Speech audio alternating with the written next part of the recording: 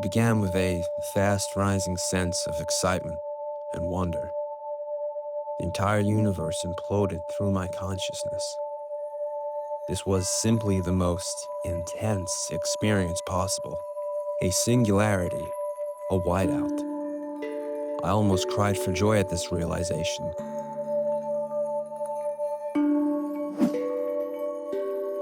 Right there, everything hit me. I closed my eyes, shook my head, looked at the wall again, and there were 6 bears dancing in a circle with sharp teeth just grinning at me. I jumped up and ran over to a fence and grabbed onto it and just stood there.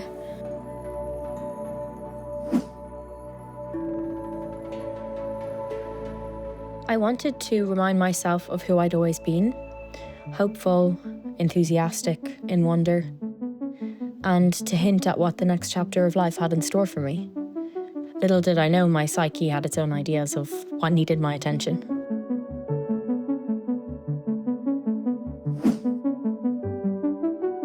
After learning about the new wave of research on the therapeutic potential of psychedelics, my perspective shifted.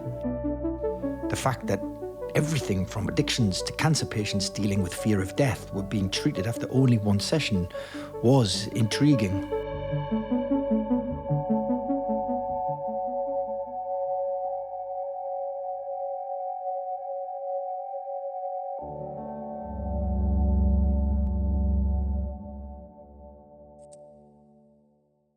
Psychedelics are drugs that cause an altered state of consciousness. And so this includes drugs like LSD and magic mushrooms and DMT and ayahuasca and mescaline, but it also includes in that category drugs like ibogaine, MDMA, and ketamine.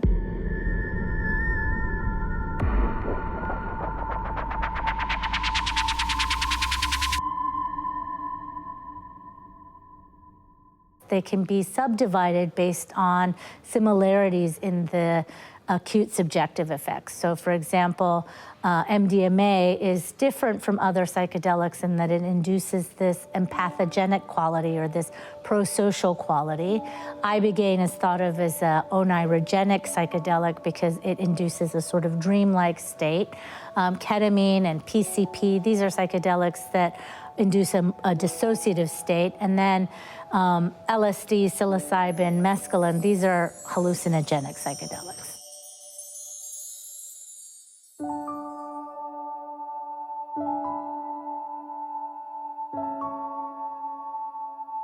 There's a long history of the use of psychedelics or mind-altering experiences in different parts of the world.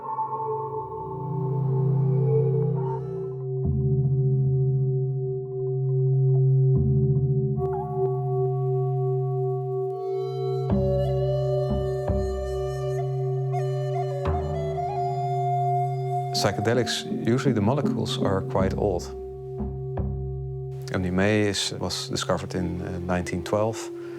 Psilocybin has been around in mushrooms for thousands of years, of course, and the usage of it is very old.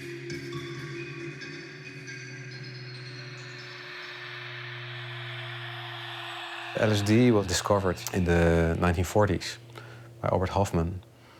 After that, they started experimenting a lot with it in psychiatry.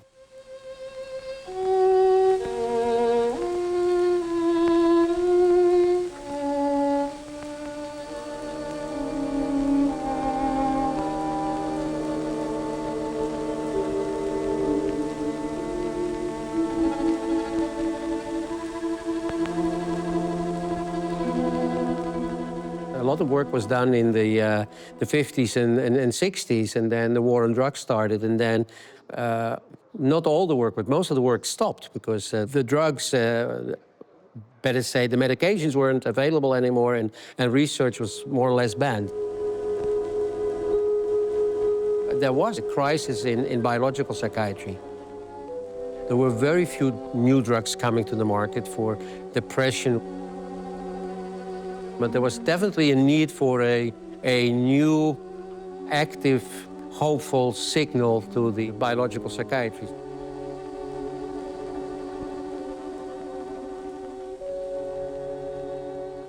psychotropic drugs go through career cycles, and it always starts with the substance being hyped, then there is an anti-hype, and there is a more balanced, pragmatic perspective on its benefits and harms.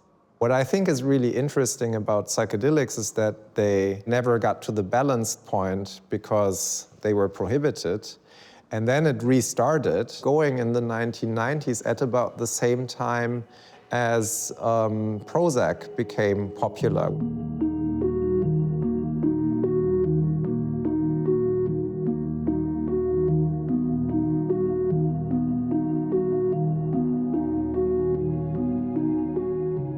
For a while, it was something that was a bit too taboo to research.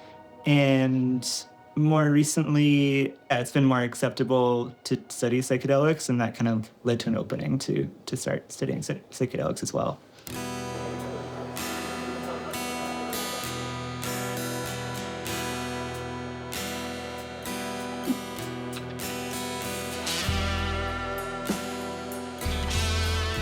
At this moment, more and more people are getting interested in using psychedelics.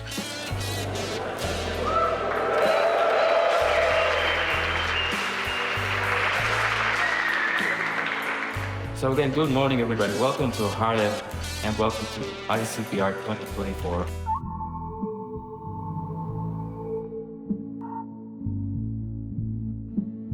A lot of people are hearing about psychedelics in the news, in popular media that never used to talk about psychedelics, and might be interested in trying the new thing without really understanding what they're getting into.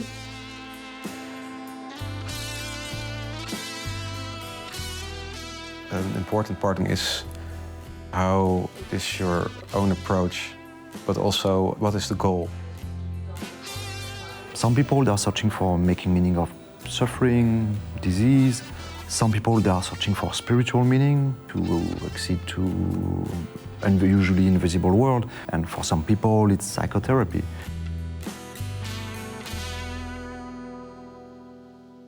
One thing that really concerns me about the psychedelic renaissance is that, you know, people get these sort of half bits of information. And so people are kind of seeing these substances as similar, right, as having a quick joint or something. They really are not. These are substances that have incredible power to, allow us to be able to really speak and reach into our subconscious.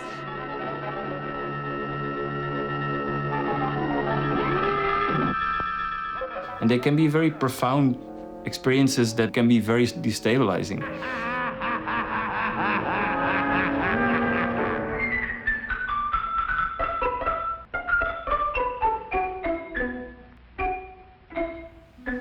I think there are very conservative views about psychedelics that they will rot your brain or that they will cause mental illness, schizophrenia, that people will get lost and won't come back.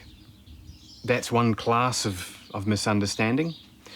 There's another class of misunderstanding amongst the users, I think, where people think, oh, I'm just going to go and have fun and stare at some pretty colors and some lights, and that's going to be a cool trip.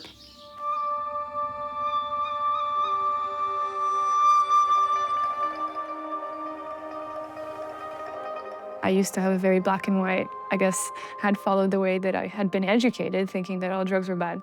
And that was the end of my story. And, you know, biomedical sciences can prove empirically that perhaps these substances are actually not as harmful as they've been made out to be and can be beneficial.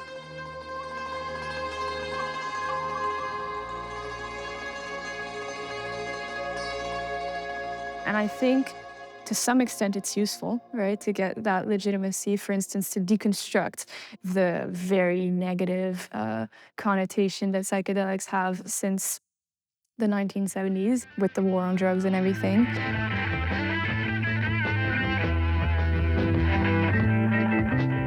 The drug laws make it very difficult for people to do these things safely, and people are again forced into the grey areas and the margins to experiment with their own health and their body. Thanks. Last time I taken. If you take a cap of mescaline, psilocybin, or LSD, I close my eyes and completely leave my body, and see myself standing there for an instant, and then I'm floating above the white lake. Something grabs me by my shoulders and I pull it off with my hands. The place is definitely the afterlife, or someplace in between. I remember taking that first dose. It was like looking at the world for the first time. Even breathing was an experience. Intellectually, I was on fire and wanted to talk constantly with ideas, connections, and interrelated thoughts and visions appearing in a flow.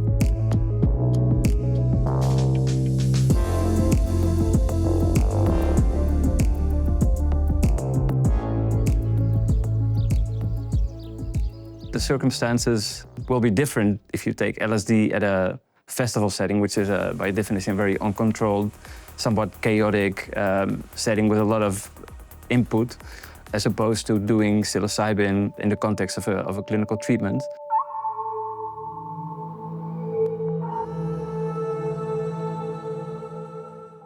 But having an understanding of what it is that determines optimal effects and reduces the potential risks, because they do exist, having a list of those important elements, I think that will be a crucial outcome.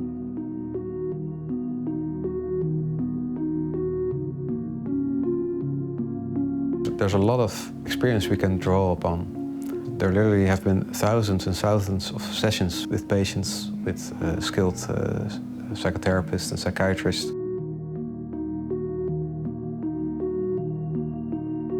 So at this point, the research mainly PTSD, depression, and addiction. But there are so many other problems people are facing. We think these substances would be beneficial.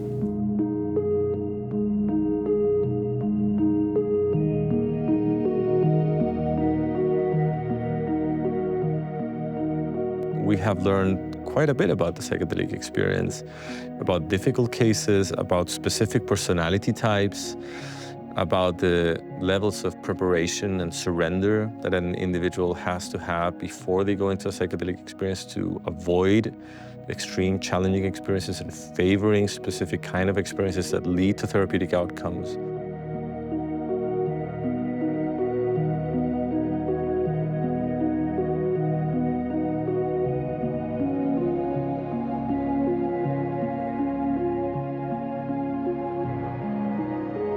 In the last decades, the local mestizo shamans in the Amazon just have been adapting to the Western theory of disease, which is mainly influenced by psychology, psychiatry. So yeah, now they integrated the notion of trauma, the notion of stress or burnout. For the last 50 or so years, neuropsychiatric treatments have been based on a model of disease that's sort of a biochemical imbalance model of disease. And so if you're depressed, it's because you have a biochemical imbalance in serotonin, and all we have to do to make you undepressed is to restore that balance.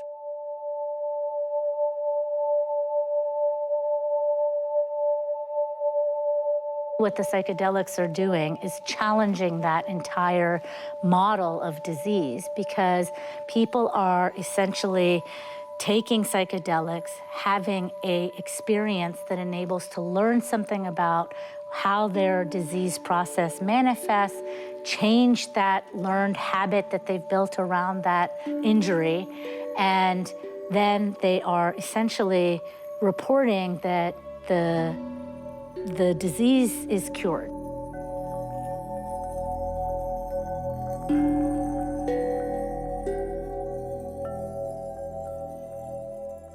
If we could demonstrate this principle of, psychedelics being an adjunct that helps learning rather than restoring a biochemical imbalance, then we can start thinking about other diseases as well, like stroke, traumatic brain injury, anything that essentially there's involvement of learning that initially encodes the behavior.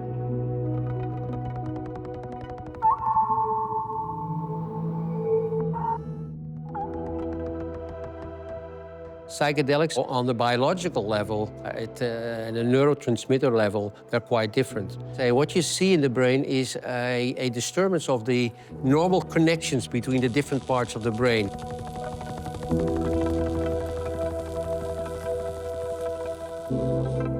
The way that the psychedelics seem to be working is that it triggers a set of cellular changes, and that enables the cell to reorganize its synaptic weights and restores plasticity to an adult brain.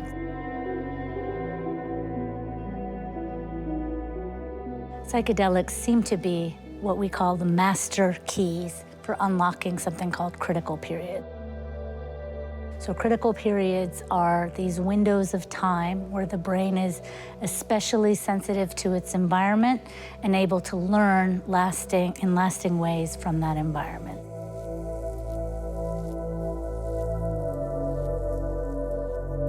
So most people will be familiar with the notion of a critical period when they think about how hard it is to learn a second language as an adult compared to how they learned their first language as a child. And that's because there's a critical period for language learning, and as you get older, it closes.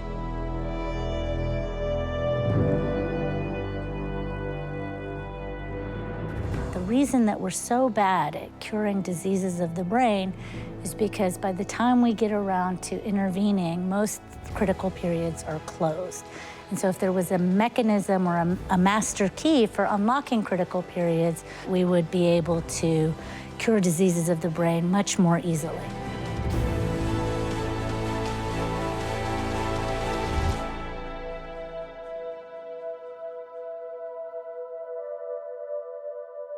I think one of the most intriguing findings in recent times when it comes to the neuroscience of the psychedelic experience, and this is studies employing LSD, Psilocybin, or DMT, is that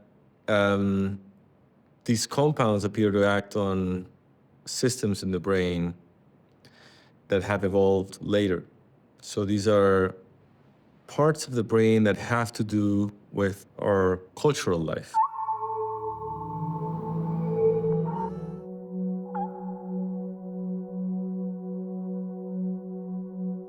We don't know very well why that happens, but some neuroscience evidence suggests that psychedelics dismantle the stories that we make up, not just about ourselves, but also about the external world and also possibly reality.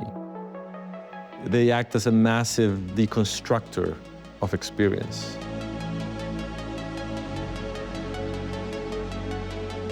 The way that we move around in the world, the way that we experience everything, and the way that we exist is very much commanded by hierarchical models or stories.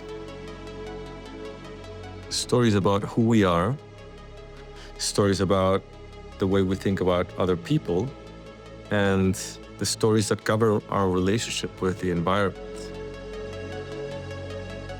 And so it's like you have a grand narrative and you have the little narratives below them that are being somehow subsumed by this larger picture, this larger model of reality. And we implement these hierarchical stories in the brain.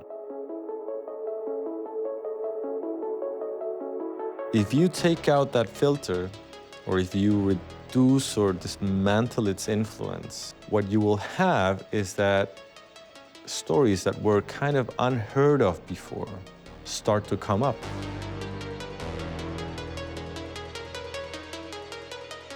When it comes to reshaping the inner world, you don't need psychedelic substances to have a rich inner world. However, with the psychedelic experiences, it's like a quick ticket. You take a peek into that inner space. They can help you see things from a different angle.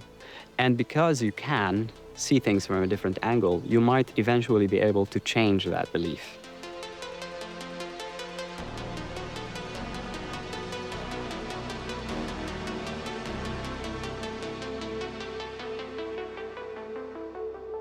The brain under psychedelics is a more entropic brain. Is a brain that is more closely aligned with chaos than order. You inject a bit of chaos, of entropy, and you will get these new pockets of self-organization. At the level of mental experience, there's a deconstruction, and then there's a new realization coming out of that.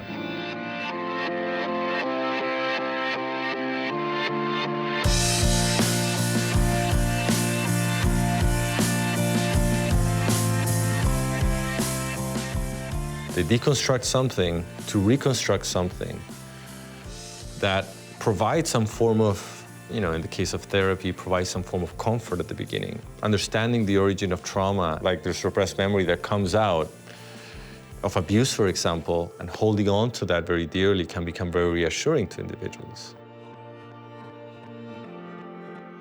But in the long term, that can become quite complex. Validating these memories is not a simple thing.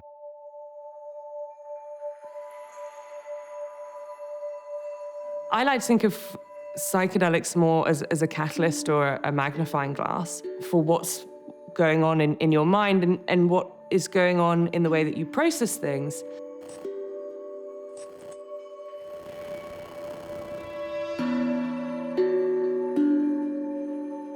I think this generates a strong impact. It emphasizes the potential of psychedelics to transform many fundamental notions about reality, about ourselves, about the things that we hold dear. So therefore, I think that can become a very meaningful process, and that can apply not just at the abstract philosophical idea of the world, but also at my personal life, things that are related to my emotions and affect and so on, and the insights that might be gleaned. Traditional psychotherapy is about going and reconstructing your narrative a little bit, changing some pathways, trying to reframe and recontextualize your life's experiences. Whereas the psychedelic experience is more about deconstructing a lot of it and then allowing someone to build it back up. In this psychedelic state, you don't have the normal defenses, you may have less fear, so you have more of an opportunity to go into that response, into that experience, into those memories, and explore what's there and process those things in a way that you weren't able to do when you had a habitual response to that trauma when it first occurred, or more of a just an immediate protective response.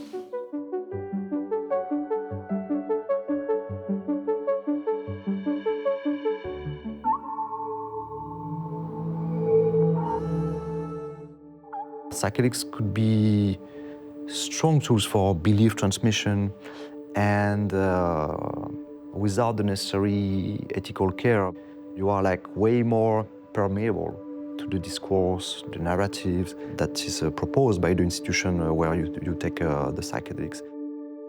That can be highly problematic for obvious reasons.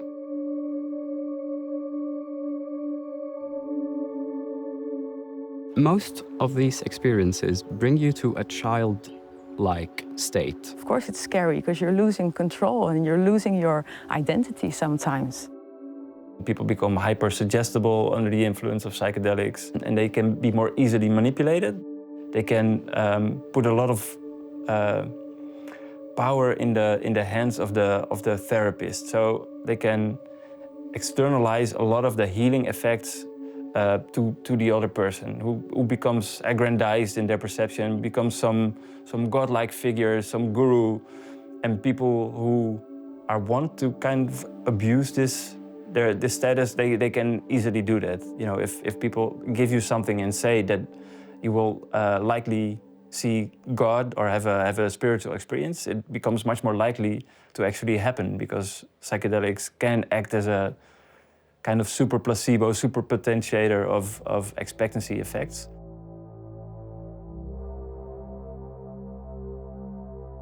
We always have to keep in mind that these are very powerful medicines and that what we're doing to people is restoring them to that state of vulnerability and suggestibility that we try and protect children when they're in that state. It's potentially very destabilizing and very dangerous.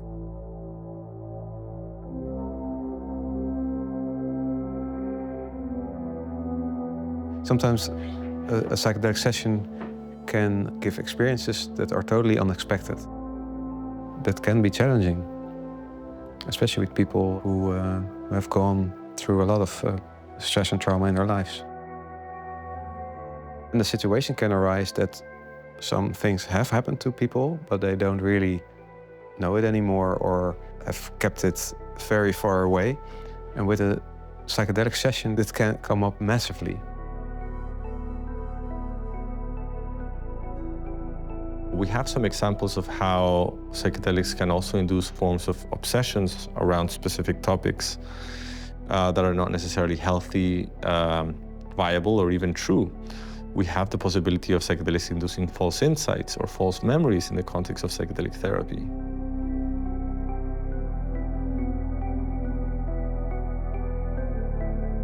We don't really know how many times people have these difficult experiences, but I think people tend to talk about the good experience, but not much about difficult experiences.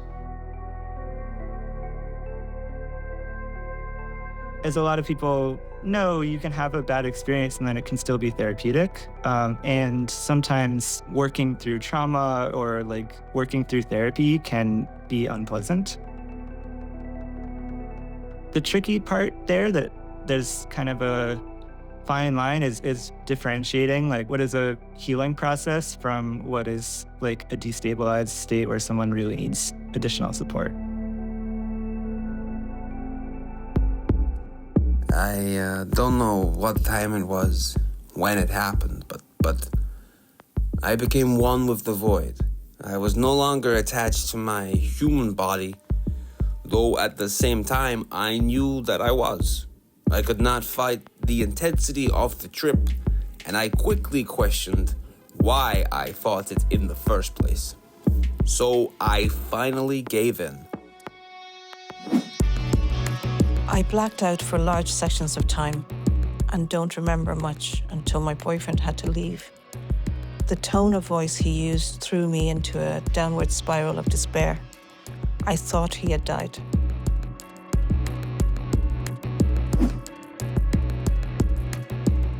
The music was disturbing, like demons chanting. I felt possessed. People kept having conversations, kept leaving the room. The shaman eventually gave up on trying to control the situation. That's when I knew we were in trouble. During this difficult ayahuasca ceremony, it came to me, the holy trinity of a good trip. Your bucket, your breath, and a sense of humor. Psychedelics are very particular drugs, and what makes them very particular is precisely the degree of uncertainty around what kind of experiences it will induce.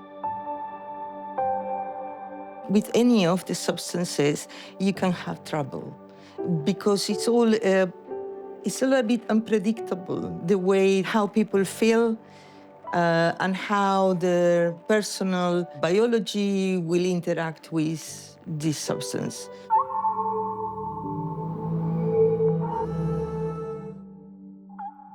The screening for retreats is incredibly important. We will not take anyone into retreats who is in what we would call an acute crisis point of their PTSD. That might be sort of high suicidality or anything, in such that your mind is too agitated at this moment in time for it to be realistically safe for you to take these substances. Because there's quite a good likelihood that you will become even more distressed. Also, we definitely need to be mindful of our mindset as females in terms of what our hormones can do, you know? When we have an increase in progesterone, for instance, it changes the way that GABA receptors work, and that changes then the way that we experience intrusive thoughts. So we see a spike in intrusive thought patterns during high progesterone periods.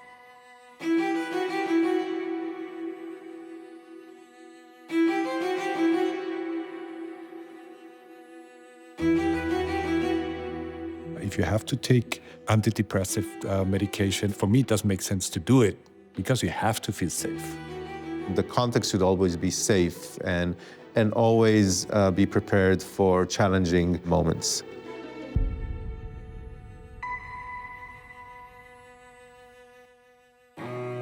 So the set going into this experience is very important.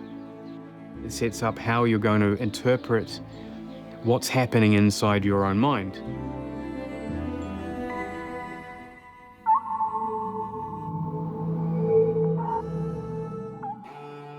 Set means user's mindset, and setting means the social and cultural and physical environment in which they're taking the substance. Both set and setting shape people's psychedelic experiences. I think the setting is very important, incredibly important.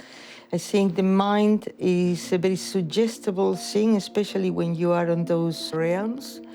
And the setting will interact with all your senses. So how you're going to feel is directly related to that.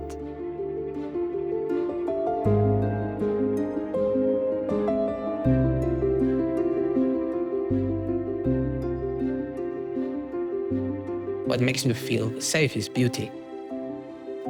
If the setting is beautiful and the setting is comfortable, I can surrender.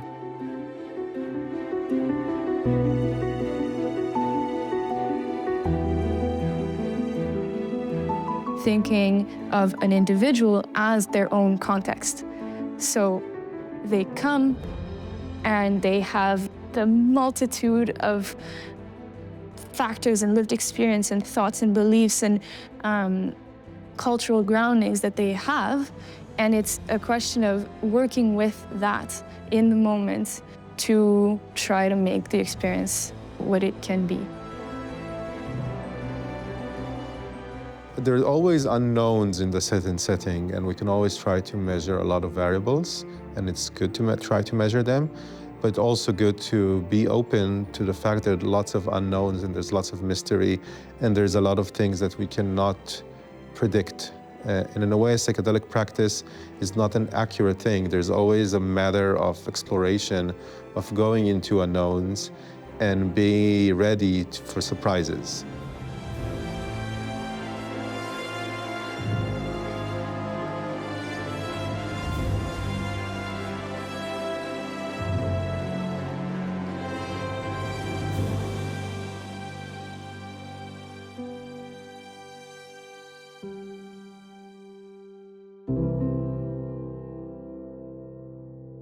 Your mood at the moment that you take it, psychedelics enhance all of these effects. You know, if you feel anxious or a little depressed or a little uncomfortable, you know, we do know that psychedelics are very likely to exacerbate that effect. And that can be as broad as the cultural context in which you take it. If you take, for example, psychedelics in a country or in a place in time where psychedelics are illegal and heavily criminalized, you know, there is likely something in the back of your mind giving you a sense of guilt or of caution or maybe a little bit of paranoia that you might be found out. The first thing with the setting has to always be, are you safe? Are you in a place where, should something go wrong, there is the right people around you who are in the right mindset also to be able to help you? That's not just consciously feeling safe, that's subconsciously feeling safe.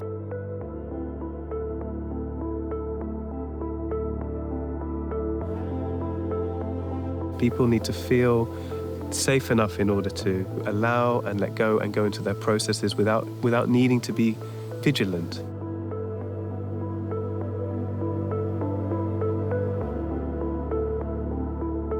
You need to have a good mindset going in. It's one of the predictors of whether or not you're going to have a good trip or a bad trip.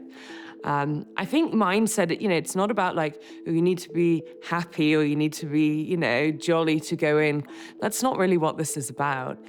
When we're talking about mindset, it's about, do you have your mind set in a way that is appropriate for what you're about to do, that is appropriate to then apply a psychedelic state to it.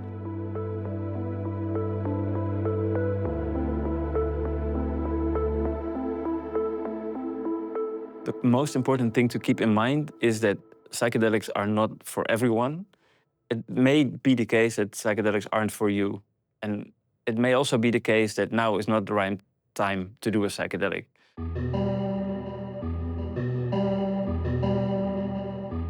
So one of the things that's really important when you're going to choose for yourself a psychedelic retreat is to first look at yourself and to first look at what you need from this experience. But you need to go in there mindful of what you might need to be able to find the answers. Clear intentions are one of the factors that have emerged as being predictive of a better experience, along with openness and surrender. It's very important to enter the experience in the right belief, I would say, and with not a lot of expectations. People usually have some expectations, have some things they would like to work on, and that's important. But we say hold your intentions lightly. So the moment you go into the session and the medicine takes its effect, we ask people to just follow what comes up. When there are too much expectations involved, you can actually hold back the process. That high expectations can lead to very big disappointments, and those can exacerbate people's problems.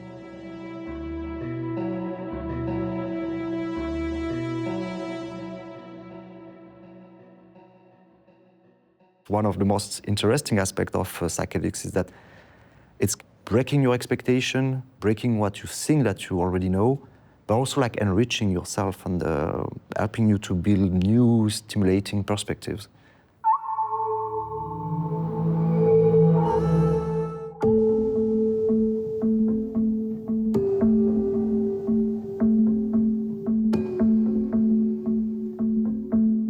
However, regardless of the mindset that you're in, if you have the right company, you might also benefit from that experience. Because there is a general way of looking at substances that if you are in a bad headspace, you might have a bad trip. It depends a lot on the company. It depends on the surrounding, the social setting that you're in. In many cases also, even if you are in a good set, but the setting is not correct, that might influence the experience big time.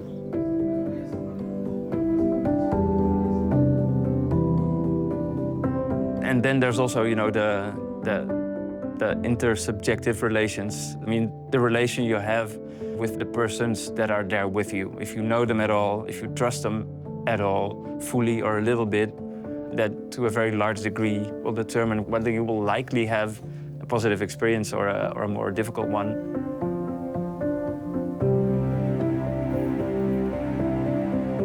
No matter what substances you take, if you're in a moment of crisis, what you need is human connection or human understanding. And when I mean connection, doesn't mean be too close. Sometimes it just means just a presence, just to know that somebody's there and that you're not completely alone.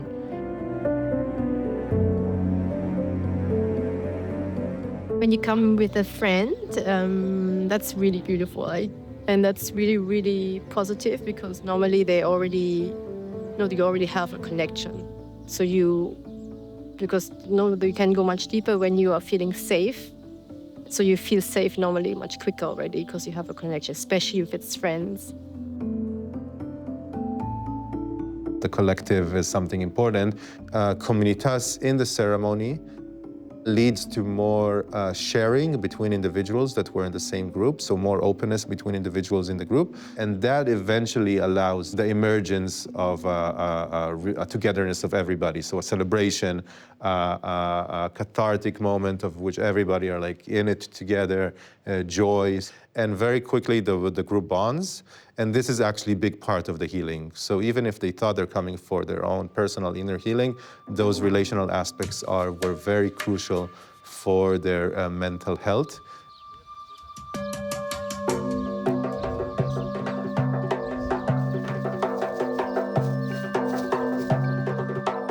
We can think of 2 or 3 dynamics.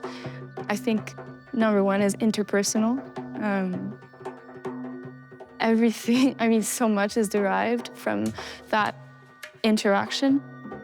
Feeling safe with the people present, trusting the people present, and how they feedback that sense to you. And a second aspect is adaptability, I think, flexibility. That the set or the setting should not be rigid, right? It should be adapted to the individual at the space and at the time that they're at when they show up.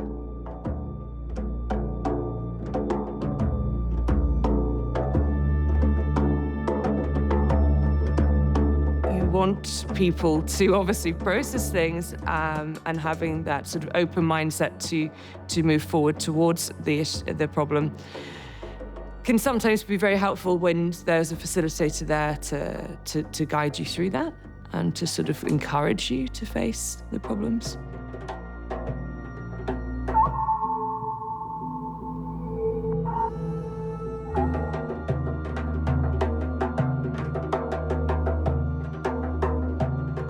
People that are supporting others moving through psychedelic experiences, whether that's in the capacity of a shaman, a therapist, a facilitator, a guide, a practitioner. Obviously look for people who have some credibility. It's an absolute wild world out there. You need people who are going to sit there while you are crying and screaming and going through all of this and just say, yes, this is fine. You're fine. Everything is fine.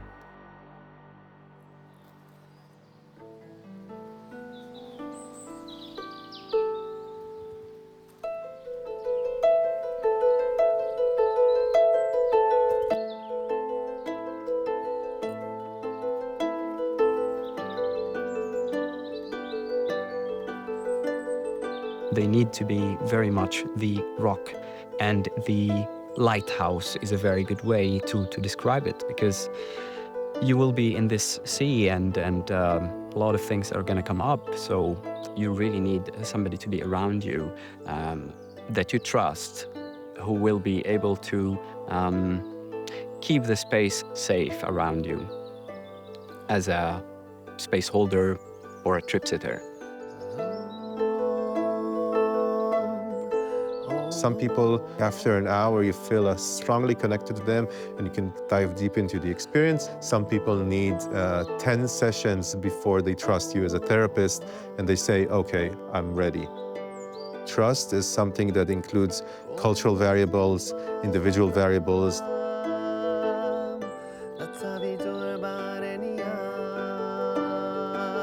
But how do we know that the person that is going to take care of us when we're in this incredibly vulnerable state really wants the best for us and has the competencies to actually hold us?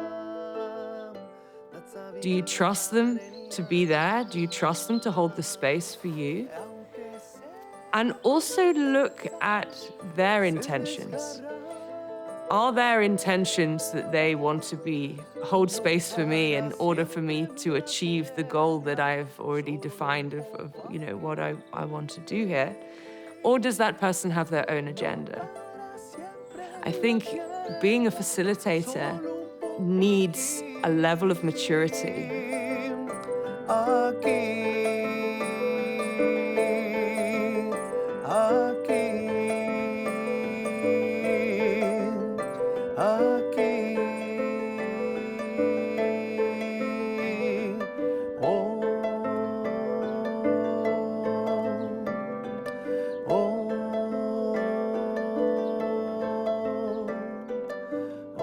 You need to have a capacity to read the room, intuitively understand where participants are in their journey.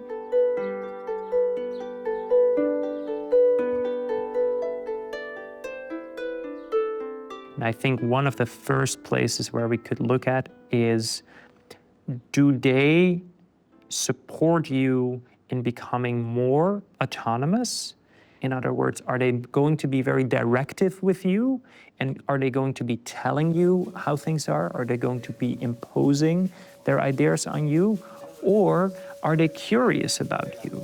I think, again, that's my opinion, that a good psychedelic practitioner will enable you to find the answers for yourself and will not try to impose their ideas on you, will not try to do the healing for you. They will empower you. They will give you choice.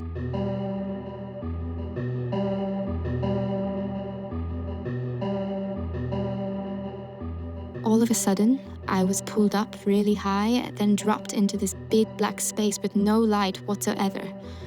Now I know why the voice told me to relax. I was freaking out. I thought he was supposed to relax so he could show me something good. I screamed for my nurse and asked her to hold my hand like a child. When I felt her hand touch mine, I flung it away. We laughed about this the next day.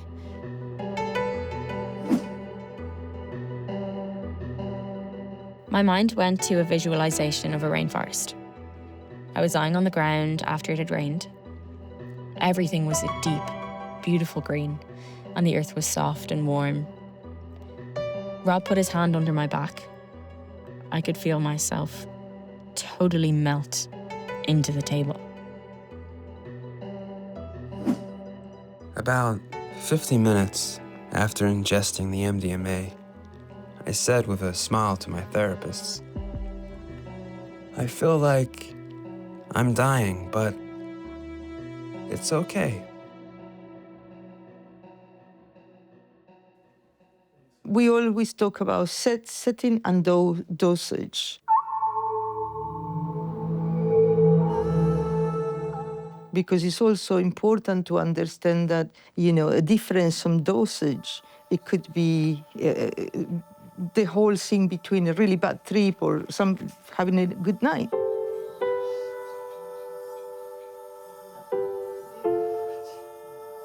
The doses are quite a sensitive subject. It requires a very delicate assessment. It involves the body weight, the state of being. Like if you are on an empty stomach, it's very different than if you have had something. The shaman himself usually takes a psychedelic and is under the influence that helps them to do their practices.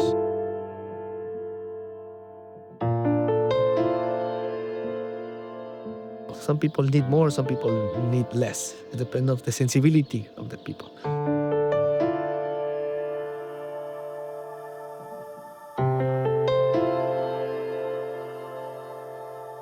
So the pharmacology has the effect of making you even way more sensitive to contextual factors.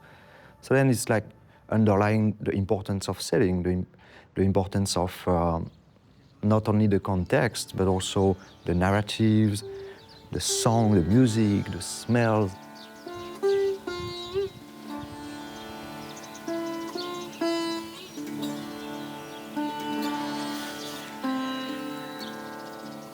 It's important that we understand how the suggestibility can be skillfully manipulated and used so that people have these safe and meaningful experiences.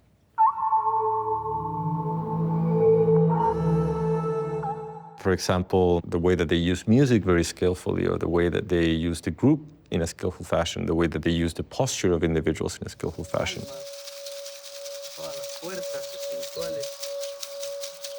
The posture is the important. When you lay down, the blood goes to the brain, and maybe the effect can be a little bit strong. So in case that you're laying down and you start to feel super strong, just come again to your posture and breathe.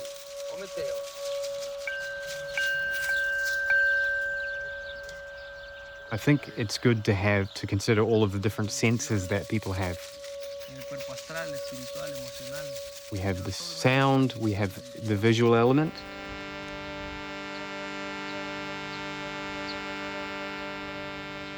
We have candles, we have certain kinds of garments.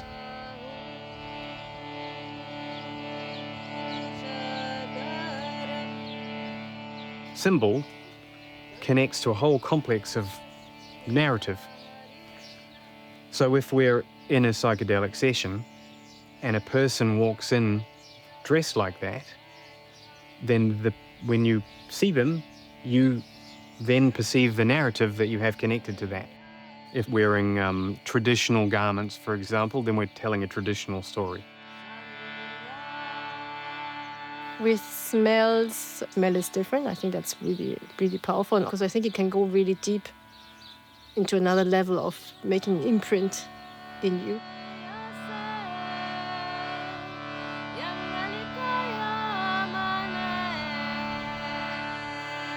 Music can create a narrative.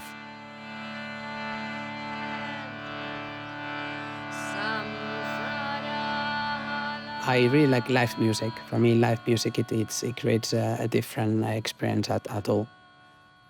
We work with guitars and with flutes, with shamanic drums. We work also with modern instruments like handpands.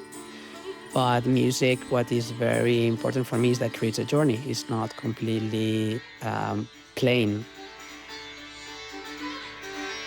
It's nice when there are chapters that are heavy and dark, and other chapters that are soft. And because that range of different sounds and textures create variety in the journey.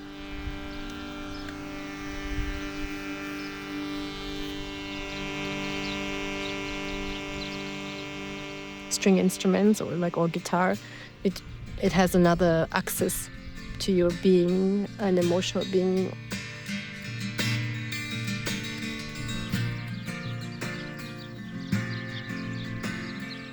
The drum, because it has a lot of vibration as well. It goes into your body. You play the drum and then you see people starting to shake.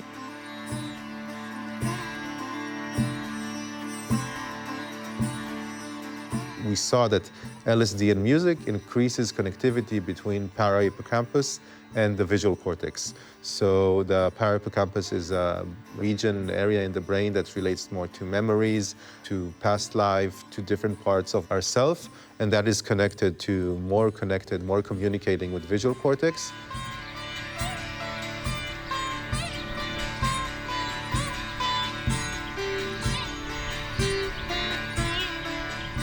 I think it's really important to use music that facilitates the process, but is not directing it. In psychedelic psychotherapy, we try to use music that has no lyrics people can understand, at least, because that will direct you in a certain way.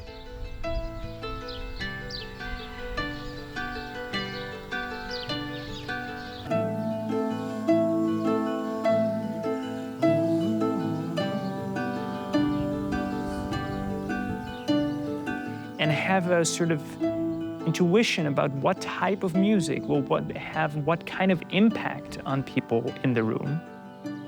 Taking all these factors into consideration of people might have different cultural backgrounds, different demographics, different ages in the room, and yet you need to use music and silence. You can also use silence in a really beautiful way.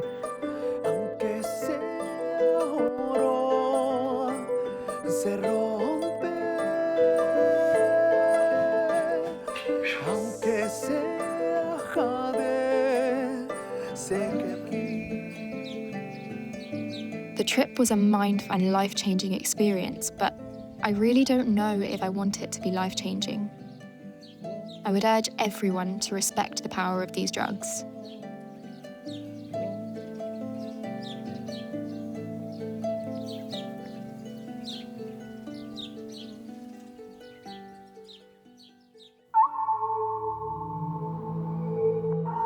Our data basically suggests that if you are to try and get rid of the trip, you will essentially eliminate the therapeutic efficacy of these drugs.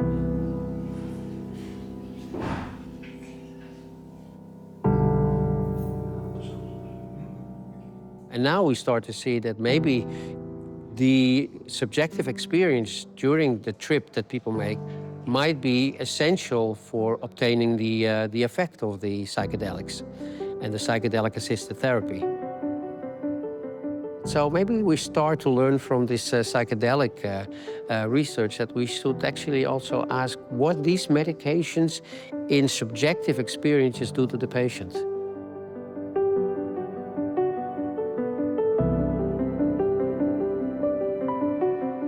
We need better science. I think the challenge in the next years will be how do we validate, how do we understand the influence of experience and the influence of set and setting. We need somehow science that is able to combine these different variables that interact.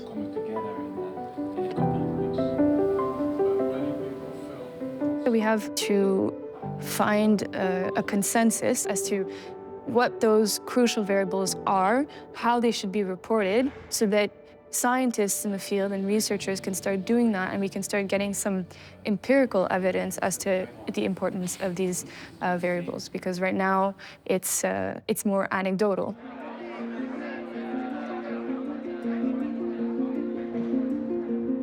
Trying to leave the experience out of the picture, which is some of the attempts that are happening now with the development of novel psychedelics, I find it really problematic and very narrow-minded when it comes to understanding how the mind works.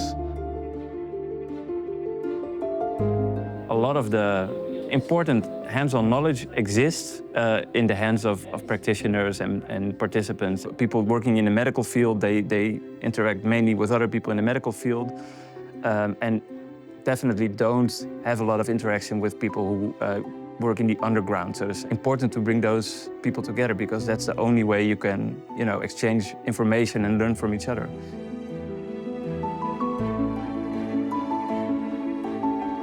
I mean, the idea that you would resolve a global mental health crisis with psychedelics is still pretty megalomanic.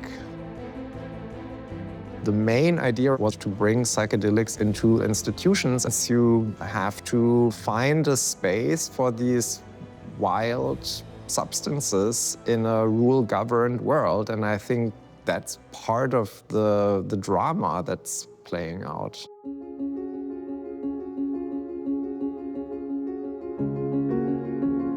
In order for the different uses of psychedelics to be integrated safely into our society, I think it's very important to establish exactly under what conditions people should be allowed to use it, who is best equipped to guide people through such experiences, according to what guidelines, what professions need to be informed. We should imagine that it's possible to have certain treatments that are so much more helpful than the way we do it now. I think it should be accessible to each and everybody to at least think about. We need to sometimes step down from our high horses as scientists and think that we're going to crack the code and figure it all out. We won't. There is so much that we can't understand and that we won't understand, especially when it pertains to the mind, because it's infinitely complex. But as best we can, we try. And I think this is the value of pragmaticism, is understanding, that there's limits, but that you can still try to see what's useful.